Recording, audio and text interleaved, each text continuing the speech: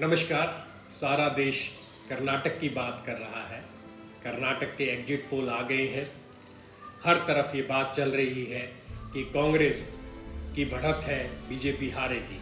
लेकिन लोगों के मन में ये शंका भी है कि बीजेपी कुछ ना कुछ खेल करेगी और सरकार इतनी आसानी से कांग्रेस को बनाने नहीं देगी। चलिए, ये तो सब ख्यालों की बातें हैं, बातचीत होती रहेगी। लेकिन हम बात करें कि भारत जोड़ो अभियान की जो मुहिम कर्नाटक में आकर सिविल सोसाइटी के लोगों ने शुरू की, उसमें क्या क्या काम हुआ, उससे क्या इम्पैक्ट इलेक्टरल प्रोसेस पे पड़ा, ये बात चुनाव के रिजल्ट आने से पहले करनी भी ज़रूरी है। क्योंकि रिजल्ट के बाद बात करना कहाँ तक ठीक रहता है, ये समझ से परे है। कई बार लगता है यदि रिजल्ट अच्छा आएगा तो हर आदमी उसका क्रेडिट लेने लगेगा। लेकिन हम जैसे लोग जो कि भारत जोड़ो अभियान से जुड़े हैं, ये दिल्ली कर्नाटका से जुड़े हैं, वो लोग अपनी बात कम से कम रिजल्ट से पहले आपके सामने रखना चाहते हैं। हम लोगों ने जो ग्राउंड पे काम किया है वो आपके सामने होगा, तो आप एनालाइज कर पाएंगे कि रिजल्ट पे इसका इम्पैक्ट पड़ा या नहीं पड़ा।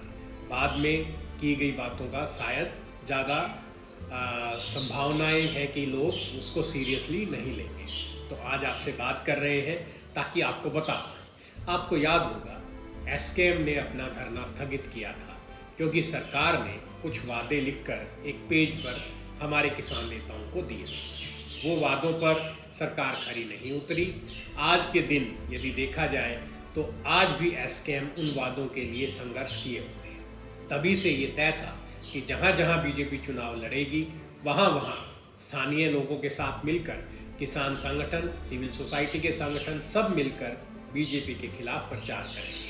उत्तर प्रदेश में हमने कुछ करने की कोशिश की, लेकिन धरातल पर लोगों से बात करते हुए ये नहीं बताया कि बीजेपी का विरोध तो करें लेकिन वोट किसको दें। लेकिन इस बार हमने ये तय किया कि भारत जोड़ो अभियान और स्थानीय सिविल सोसाइटी के लोगों को निश्चित तौर पर बताएंगे कि यदि बीजेपी को हराना है तो आपने किसको वोट देना है। तो यही सब बातें ध्यान में रखते हुए हम लोग यहाँ मार्च के पहले हफ्ते में पहुँचे और पहले हफ्ते में पहुँचने के बाद यहाँ के स्थानीय संगठनों से बातचीत की गई और ये हमें जानकर आश्चर्य हुआ कि यहाँ के स्थानीय संगठनों ने अपनी तरफ से बीजेपी के खिलाफ और देश के असली मुद्दे और कर्नाटका के विशेषकर जनता से संबंधित बातों को लेकर एक अभियान पहले से शुरू कर रखा था। हाँ, ये जरूर था कि उसका नाम अभी फाइनल नहीं था, लेकिन लोग अपने अपने तरीके से कामों में लगे थे। तो भारत जोड़ो अभियान की नेशनल रिप्रेजेंटेटिव के रूप में योगेंद्र यादव जी और हमारी टीम यहाँ पहुँची। हमने सबसे बात करके इस मुहिम को सबका एक इकट्ठा मुहिम बनाने की कोशिश शुरू की। और ये मुहिम आपको ये जानकर प्रसन्नता होगी कि ये मुहिम अपने आप में इकट्ठा होकर संगठनों ने शुरू की और एक इसका कॉमन नाम भी रखा गया जिसका नाम था ये दिल्ली कर्नाटक। इस बारे में एक छोटी सी प्रेजेंटेशन आपको अभी वीडियो में दिखाई देगी। इस वीडियो में ये बताया गया है कि हमने क्या क्या काम किया और उससे क्या क्या इफेक्ट पड़ा। तो आप ये 7 मिनट की प्रेजेंटेशन है, इसको सुने, देखें ताकि आपको समझ में आए। ये सिविक सोसाइटी के लोग संख्या में थोड़े हैं, लेकिन फिर भी अपने पूरे दमखम से बीजेपी के जो झूठे प्रोपेगेंडा, झूठे मुद्दे, उनके खिलाफ जनता के सामने जाकर असली मुद्दे ले जाने का काम लगातार जारी रखे हुए हैं। और हम आपसे चाहते हैं कि आने वाले जितने भी चुनाव देश में हों उसमें आप लोग हमें सहायता करें, सहयोग करें और इन मुहिम में शामिल भी हों। तो आप ये प्रेजेंटेशन देखें जो कि लगभग 7 मिनट की है। धन्यवाद जी। येदेलु कर्नाटक, येदेलु शब्द का अर्थ है जागो। येदेलु कन्नड़ भाषा का स्थानीय शब्द है जिसके नाम पर कर्नाटका में सिविल सोसाइटी की भारत जोड़ो अभियान के लोगों का और यहाँ के स्थानीय सदस्यों का, यहाँ के स्थानीय संगठनों का मिलके एक अभियान इस नाम से कर्नाटका में शुरू हुआ। ये अभियान की शुरुआत हमने मार्च के पहले हफ्ते से की। इसमें जो पहला स्टेप था वो यहाँ के 12 ऐसे लोग जिन्होंने पूरा जीवन समाज की सेवा में लगाया है, उनके द्वारा एक अपील पब्लिक को, स्थानीय लोगों को भी और भारत के लोगों को भी एक लिखित अपील जारी की गई जिसमें उन्होंने आह्वान किया कि यदि कर्नाटका को बदलना है तो हमारे साथ आकर काम में हाथ बटाइए और बीजेपी की सरकार के खिलाफ चुनाव में काम करिए। ये स्क्रीन पे आप देख रहे हैं वो 12 लोगों के नाम हैं जिन्होंने ये अपील जारी की थी। ये लोग अपने अपने क्षेत्र के बहुत ही फेमस और समाज सेवी लोग हैं। इस अपील में एक फ़ोन नंबर भी दिया गया ताकि लोग इस फ़ोन नंबर पर बात करके इस मुहिम से जुड़ सकें और इस मुहिम में अपनी तरफ से कुछ सहायता कर सकें। इस मुहिम की अपील के बाद ये देखा गया कि मुख्यतः 4 तरह के काम हमने इस अभियान के तहत करने हैं। पहला काम था लोगों का टीम बनाना और उस टीम को ट्रेनिंग देना। दूसरा काम था लोगों तक सही मुद्दे और सच्चाई पहुंचाना। और तीसरा काम था प्रेस और मीडिया को अपनी बात कहना। और एक चौथा काम कि जो लोगों का मूड है, लोग क्या चाहते हैं, उसके बारे में एक बहुत बड़ा सर्वे करना, जिसे edina.com के हमारे स्थानीय एक संगठन ने किया।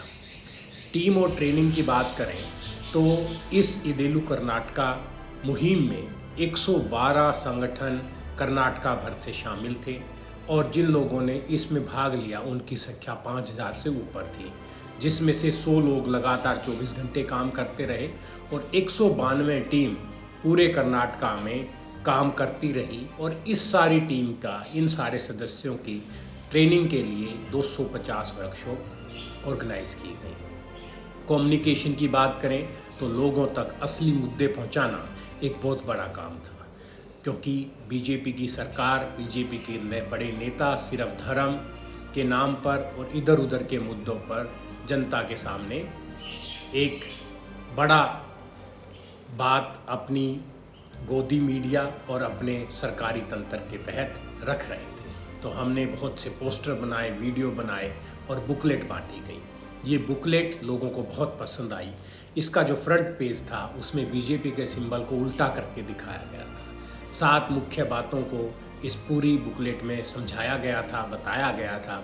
और ये 7 बातें ही ये जितने महीने का हमने यहाँ काम किया, जिसमें कि मार्च, अप्रैल और मई के शुरुआती दिनों तक काम करते रहे, ये सब बड़ी कम्युनिकेशन का हिस्सा रहे। इन 7 मुद्दों पर, इन 7 पॉइंटों पर ही हम लोगों ने ज़मीनी स्तर पर काम किया।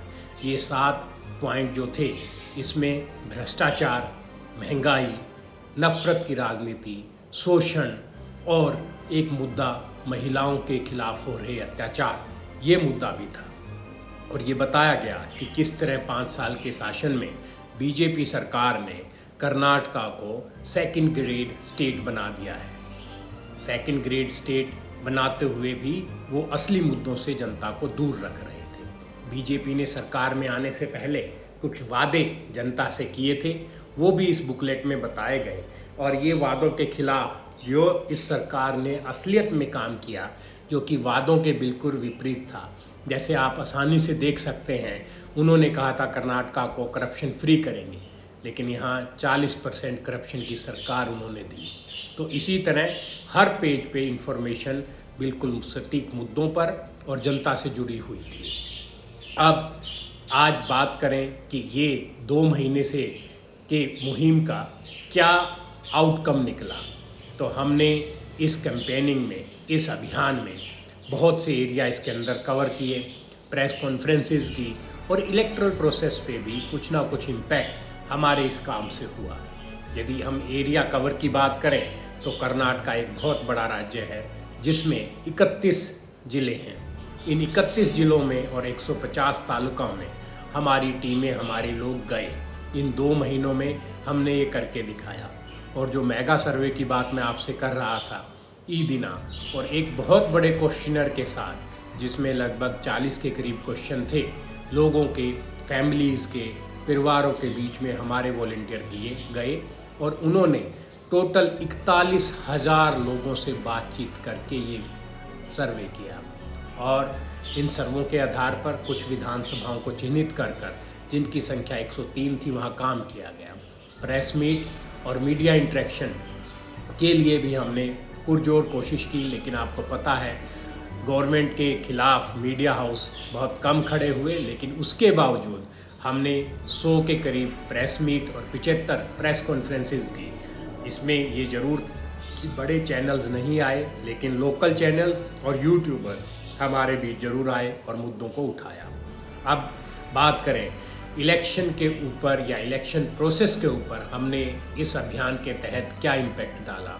हमने पूरे अभियान के दौरान स्थानीय सदस्यों ने, टीमों ने, जो लोग जिनके वोट कट गए थे या जिन्होंने नए वोट बनवाने थे, तो लगभग 1,60,000 वोट नए बने। और जब इलेक्शन के लिए फार्म भरे गए तब आपसी बातचीत के थ्रू 49 कैंडिडेट्स को वापस विड्रॉल भी करवाया गया, जिससे रिजल्ट के ऊपर ज़रूर फ़र्क पड़ेगा।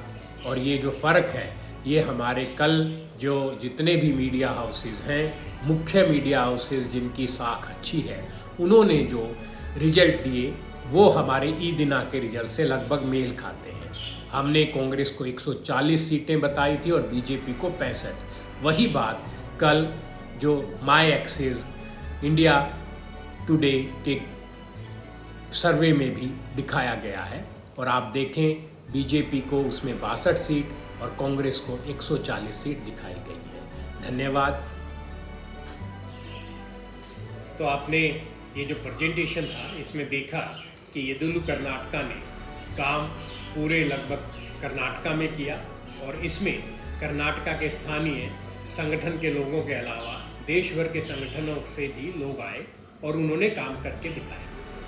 देश में चल रहे एग्जिट पोल लगभग ये दावा कर रहे हैं कि कांग्रेस को बढ़त है और हमारा ई दिना का सर्वे भी ये बताता है कि कांग्रेस इस बार सरकार बनाएगी। तो चलिए रिजल्ट आएगा 13 तारीख को, ये तो बात तब की हुई, लेकिन ये तय है भारत जोड़ो अभियान के साथ ही सिविल सोसाइटी के अन्य संगठन मिलकर देश में जहाँ जहाँ चुनाव होंगे, जिसमें मध्य प्रदेश, छत्तीसगढ़, राजस्थान शामिल है, हम लोग वहाँ जाकर भी काम करेंगे। और येदियुरप्पा कर्नाटका की तरह वहाँ भी स्थानीय मुद्दों जो कि चुनाव में हो सकता है बीजेपी उनसे अलग बात करते हुए उनको छुपाने की कोशिश करे, उन मुद्दों पे राजनीति हो ये निश्चित करने के लिए वहाँ भी कोशिश जारी रखेंगे।